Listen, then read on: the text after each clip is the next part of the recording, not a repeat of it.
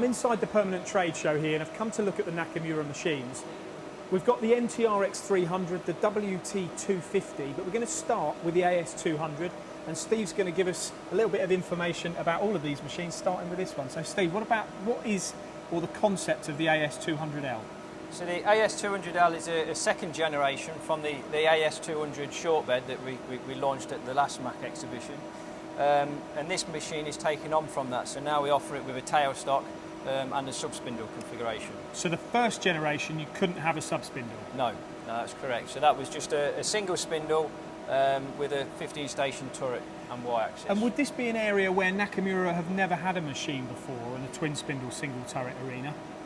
Effectively they have different products within that portfolio, but this machine has been based around and is competitively priced around the entry-level market, yes. Because I've seen the AS200 without the L, yes. And I know it's a pretty diddy machine. We've seen a few installations. Yeah. Would you say that's one of the characteristics that is attractive to people, as well as the quality of the machine? Definitely. Again, obviously in the UK market, space is always a key. So the footprint of the machine is second to none, along with the specification. So we've got twin spindle, we've got driven tools, we've got a Y-axis as well? Yes, that's correct, yeah. What's the dimension on the Y? Plus or minus 41mm on the Y-axis. So a big Y-axis for a fairly small machine. What about the bar capacity on this? Bar capacity is 65mm on the main spindle. We do have an option, we can up that to 71mm. And then we go to a second op of 52mm. Well, I can see this being a popular machine for you. So that's machine number one. Let's go on to the WT 250. Where does this differ? Tell me about this model. So this machine, again, the configuration we have now, 2 turrets and 2 spindles. This particular machine has got 2 opposing spindles of the same calibre, so the same power, the same through bore. So would it be fair to say you've almost got 2 machines in one here? If you drew a diagonal line from through the turret, you'd have one machine on the left, one on the right. Yeah, so spindle power, spindle horsepower, and the torque is exactly the same from the front end to the back end. So predominantly speaking, the second op work, you've still got enough oomph behind the spindle. We talk about this machine being 2 machines in one. Who's going to buy it? Where's it going to fit? So basically, moving on from the AS, the people that are based around this will be looking at high production. So this machine is designed as a box-way machine, so it's very, very robust. We can take a billet, or we can take a raw material through with a bar feed, and the parts catcher and everything that we've got built in. It's a fully automated, fully production-built machine. So the bar capacity? 65mm on the main spindle and on the sub-spindle. So basically equal.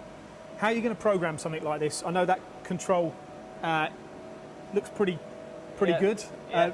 Show us, we've got a collision So basically, screen here. you've got a number of options. The control has manual guide eye, so it's basically a conversational way of programming the machine.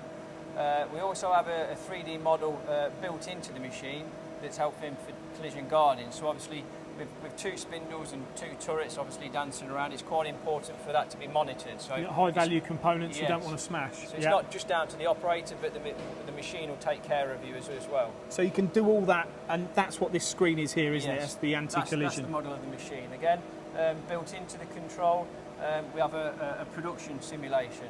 So at the end of every day or every week, you can take out a series of graphs that will show you the production of the machine. So you can see whether you're getting the best out of the machine or your operator. Exactly, yes. Okay, that's great. So that's the WT, more for production. On to the NTRX machine. But would it be fair for me to say that the AS200 is where the Nakamura range starts and this is where it ends? But there's lots in between, I know. Yes. There's certainly the Nakamura range from multi-axis side is vast. But again, as well as the AS, this configuration machine is very, very popular in the UK. And Nakamura have seen that and gone away and developed a machine using some of Nakamura key features. So what is it? Twin spindle with a milling head? Yes, so we have a 12,000 RPM head, again with 40 tools, 80 or 120. This particular machine has 2 80mm through bores. And what about the build of the machine when it comes to milling? Is it capable in that environment? Could you take apart and can you mill Inconel? So this machine, the philosophy behind Nakamura, all they've ever done is design and build lathes. Okay, obviously the rigidity of the milling comes from a milling machine, and they've taken that philosophy with the C-frame style at the back, which gives them a unique column and so you've got the rigidity. C-frame type, so as you got with the VMC, like you say, Yes. the way that's built and designed, they brought that across to this type of machine. That's correct, yes. With obviously two turning spindles Two to the left and spindles, right. Yes.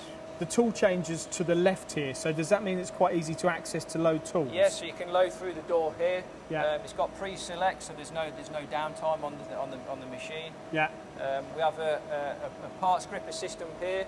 So basically, again, Nakamura always keeping in the production element is that we can take a raw billet in and we can take a finished part out. So at the end there, we have a double belt conveyor where you'll have a raw billet coming in and then the finished part going out. So there's no downtime in the machine. So this will always So be performing. pretty much, that's always cut in metal. Yes. Which is what you need as a manufacturer.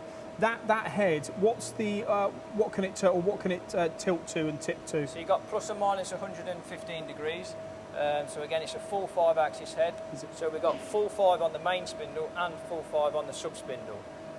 So it's all encompassing. And how new is this model? This was launched at our permanent trade show 6 months ago. Okay, and when we look at the control, we've got similar capability on this control as you have with the other machine, so you don't have to worry about collisions, because again, you're probably definitely going to be high value components when you talk so about again, this. they have exactly the same features across all the Nakamura range. And again, just a few we have an alarm raised to show that the door's open.